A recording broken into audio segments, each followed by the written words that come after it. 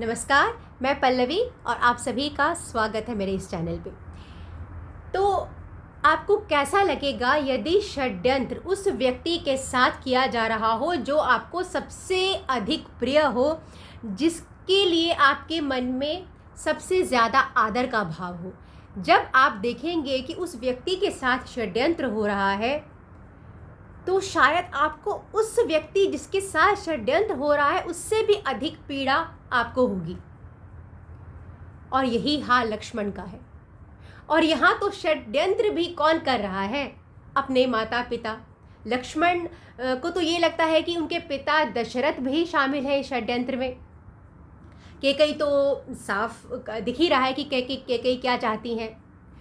अब वो जानते हैं कि उनके भाई कितने सरल स्वभाव के हैं, कितने नम्र हैं, कितने विनम्र हैं और इसीलिए इतने लोकप्रिय भी हैं। परंतु लक्ष्मण का ये कहना है कि जब षड्यंत्र हो रहा है आपके साथ, तो क्या आपको अपने लिए खड़ा नहीं होना चाहिए? आप देख रहे हैं कि ये छल किया जा रहा है और आप योग्य हैं, आप शक्तिशाली हैं, पूरी अयोध्या की जनता आपके साथ है, फिर भी आप अयोध्या का शासन अपने हाथ में नहीं ले रहे हैं।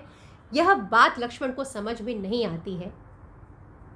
लक्ष्मण को बहुत ज़्यादा पीड़ा शायद इसीलिए भी है क्योंकि जब कैकेयी ने इतने कठोर वचन कहे थे राम को, उन्होंने जब इन कठोर वचनों का प्रयोग किया था, तो दशरथ जी के अलावा जो कोई था वहाँ पे खड़ा, वो लक्ष्मण थे।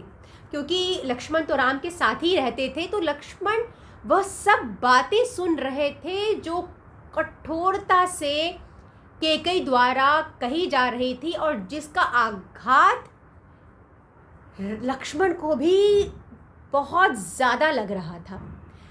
क्योंकि यह सब जो षड्यंत्र हो रहा है, यह जो शब्दों के तीर चलाए जा रहे हैं, वह उस व्यक्ति पर चलाए जा रहे हैं जो व्यक्ति सभी को स्नेह ही दिया है। जिस व्यक्ति इन्हें सभी का सेवा ही किया है, तो उन्हें यह लगता है कि मेरे भाई की सरलता का फ़ायदा अब उठाया जा रहा है, जिससे लक्ष्मण बिल्कुल भी बर्दाश्त नहीं कर सकते। और क्योंकि वह योग्य भी हैं, वह शक्तिशाली हैं और वह समझते हैं कि यही वह समय है जो मुझे अपनी शक्ति का प्रयोग करना चाहिए, और अपने भाई से कहते हैं कि भैया, आपको इस अधर्म के खिलाफ बलपूर्वक अयोध्या की राजगद्दी पर शासन करनी चाहिए। और आप जो ये देव विधान की बातें करते हैं और देव विधान की बातें करके आप बन जा रहे हैं, यह बात मेरी समझ से बाहर है भैया। क्योंकि यह जो हो रहा है वह षड्यंत्र के तहत हो रहा है, तो आप क्यों उस षड्यंत्र की बात को मान रहे हैं?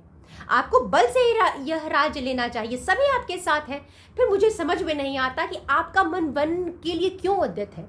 और वह बार बार राम से कह रहे हैं कि आप वन मत जाइए। परंतु यहाँ राम तो राम है, रघुवंशियों के कुल में उन्होंने जन्म लिया है, धर्मात्म राजा दशरथ जी के सबसे ज्येष्ठ पुत्र हैं।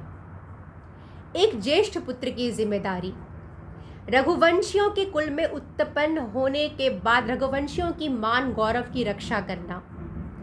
रघुवंशियों में ऐसा कहा भी जाता है, प्रचलित कथन है कि प्राण जाए पर वचन न जाए।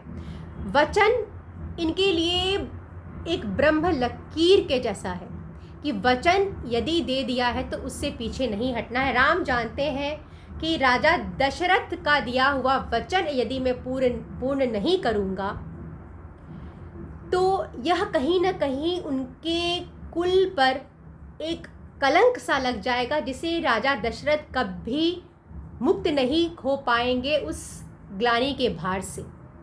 शायद राम के विरह की पीड़ा उन्हें बहुत बहुत कष्ट देगी, परंतु कम से कम हृदय पर वो भार नहीं होगा कि मैंने अपने कुल परंपरा की मान के गौरव की रक्षा नहीं की। राम यह भी जानते हैं कि जब अचानक से ही कैकेयी का स्वभाव में ऐसा परिवर्तन हो गया कि इतनी स्नेहमयी कैकेयी आज ऐसे कटु वचन बोलने लगी, तो यह संभव ही नहीं है कि कैकेयी के शब्द ये निकले हैं, यह देवता ने कैकेयी से करवाया है।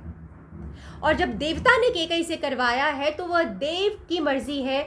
और राम ने कभी अपने आप को देवता नहीं माना। राम ने कभी अपने आप सदैव यह कहा है कि वह एक सरल, एक सीधे मनुष्य है।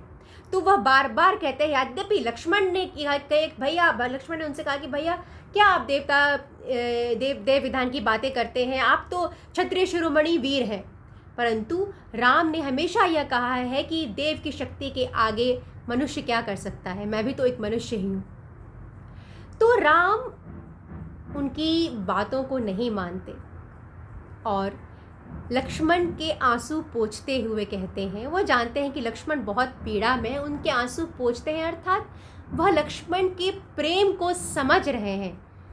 वह समझते हैं कि लक्ष्मण का प्रेम कितना ज़्यादा गहरा है और लक्ष्मण को कितनी पीड़ा हो रही है उनके लिए। इस बात को स्वीकार वो करते हैं, परंतु इसका अर्थ यह नहीं कि वह लक्ष्मण ने जो उन्हें कहा है वह मान जाए, क्योंकि दो व्यक्तियों के जो एक दूसरे से प्रेम करते हैं उनका मतभेद होना स्वाभाविक है, कभी उनमें मनभेद नहीं होता। यही हुआ है। और कहते हैं कि सौम्य, मुझे तुम माता पिता की आज्ञा पालन में ही दृढ़ता पूर्वक स्थिर समझो। यही सद्गुरुओं का मार्ग है, ऐसा वो लक्ष्मण से कहते हैं। वहीं उनकी माता कौशल्या भी ये सब बातों को सुन रही है। बेचारी क्या करेंगी। अब वह समझ गई हैं कि राम ने दृढ़ निर्णय ले लिया है और उन्हें अपने निर्णय पर पूरा भरोसा है और वह निर्णय से पीछे हटने वाले नहीं हैं।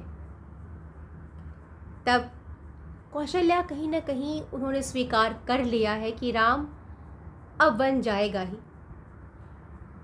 तो एक अंतिम इच्छा वो जो उनके मन में है वह यह है कि चलो राम वन जाएगा, ठीक है, मैं इस चीज़ को मैंने माना, परंतु अच्छा होगा यदि राम मुझे अपने साथ ले चले।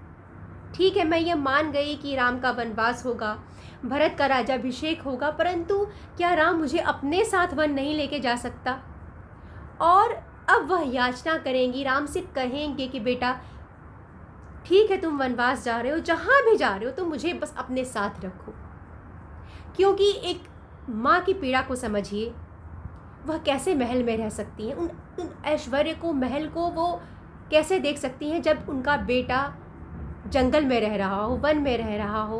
वन में रहना आसान नहीं है 14 वर्षों के लिए, और ये माँ का हृदय कैसे सहन कर सकता है। आगे का वीडियो में आप देखिएगा, बहुत खूबसूरत संवाद होता है राम और कौशल्या के बीच में। उम्मीद करती हूँ मेरा वीडियो आपको पसंद आ रहा होगा।